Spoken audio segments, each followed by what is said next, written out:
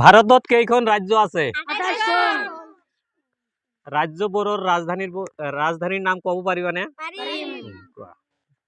Assam, Assam, Arunachal Pradesh, Arunachal Pradesh, Meghalaya, Meghalaya, Manipur, Manipur, Mizoram, Mizoram, Nagaland, Nagaland, Sikkim, Sikkim, Paschimbanga, Paschimbanga, Bihar, Bihar, Jharkhand, Jharkhand, Orissa, Orissa, Chhattisgarh, Chhattisgarh, Andhra Pradesh, Andhra Pradesh, Telangana, Telangana, Tamil Nadu, Tamil Nadu, Tripura, Tripura, Kerala,